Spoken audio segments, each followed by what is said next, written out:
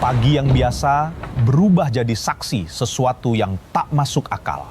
Atau mungkin ini bukan soal suhu, tapi soal dosa yang minta dibayar.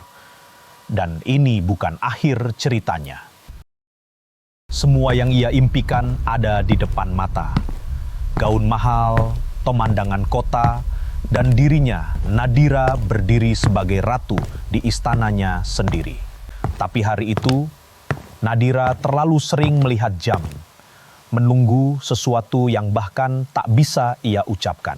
Cantik, selalu cantik. Harus kelihatan bahagia. Kalau aku bahagia, dia pasti makin yakin, makin berani ninggalin semuanya buat aku. Dia bilang minggu ini berkas cerainya mulai jalan. Aku percaya. Harus percaya. Aku gak bodoh. Walau aku bukan wanita pertamanya, tapi aku tahu bedanya. Kalau dia bohong, dia gak akan beliin aku semua ini. Jam 12. Biasanya dia udah kirim kabar jam 10. Dia bilang, kalau udah beres, kita bisa pergi jauh. Nikah diam-diam dulu katanya.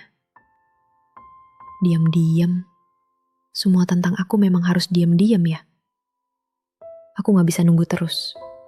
Sampai kapan aku harus nunggu? Jangan-jangan? Enggak. Aku harus sabar. Hari itu, Nadira tampil paling cantik. Tapi tak satu pun tahu dalam diamnya ada rencana yang retak. Penantiannya bukan soal waktu, tapi soal harapan yang sebentar lagi membeku.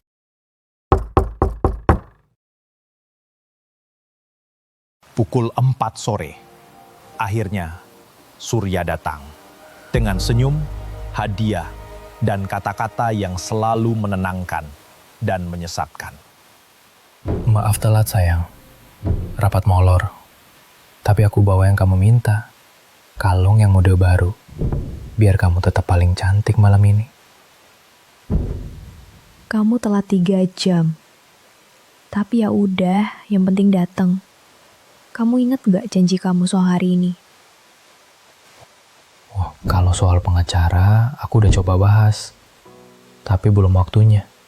Banyak yang harus dipikirin. Udah 2 tahun, Surya. Aku terus nunggu. Kamu bilang minggu ini ada bukti. Terus mana? Aku ini apa, Surya? Boneka yang kamu bisa mainin seenaknya. Datang pas kamu perucot aja. Kamu bukan boneka sayang. Kamu tempat aku tenang.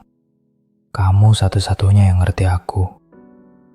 Dengar ya, semua ini gak mudah. Tapi aku serius sama kamu. Jangan malam ini. Aku capek. Aku gak mau merasa kayak cuma dipakai. Kalau kamu cuma datang buat itu, mending kamu pulang. Aku datang karena aku kangen kamu.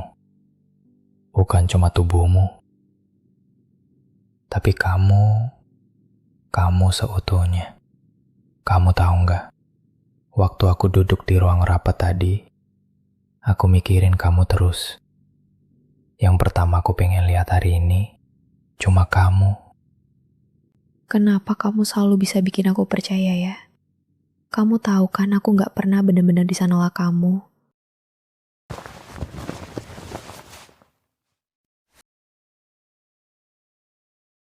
Malam itu, Nadira sendirian.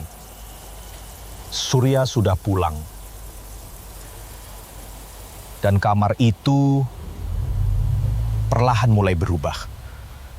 Bukan karena angin, tapi karena dosa yang belum terbayar.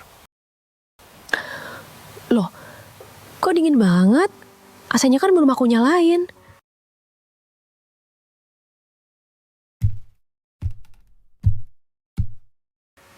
derajat, tapi ini mati. Jendela juga ditutup, gak mungkin angin dari luar.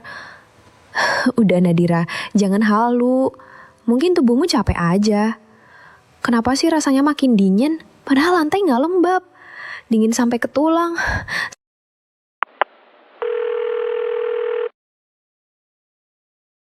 Sayang, halo? Surya, kamu denger nggak? Kenapa diem aja sih? Sur, ini kamu kan?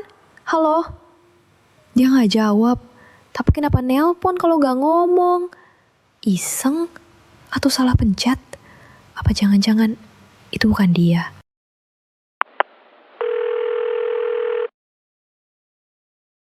Surya, kamu balik lagi. Gak lucu loh jangan main-main kayak gini. Halo? Suara itu bukan dari manusia. Dan malam itu untuk pertama kalinya, Nadira mulai merasakan bahwa sesuatu sedang datang. Tapi bukan cinta, bukan kabar, bukan kebahagiaan. Kenapa tangan aku dingin banget sih? Kayak bukan badan aku. Surya, please angkat dong. Aku gak enak badan. Aku butuh kamu. Jangan tinggalin aku kayak gini. Aku harus keluar. Aku harus cari bantuan. Kenapa badan aku berat banget? Ia tidak tahu bahwa setiap langkahnya bukan menuju pemulihan, tapi menuju pembekuan. Dosa yang dilindungi terlalu lama, kini perlahan menyelimuti seluruh tubuh.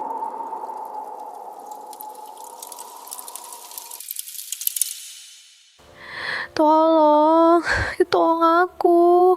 Dan malam itu, Nadira tidak tidur. Ia membeku, perlahan, tanpa suara. Tubuhnya menyerah, tapi jiwanya masih sempat berharap. Karena cinta yang disembunyikan akan membekukan hati. Dan cinta yang menyalahi jalan akan dikubur dalam dingin yang tak pernah mencair.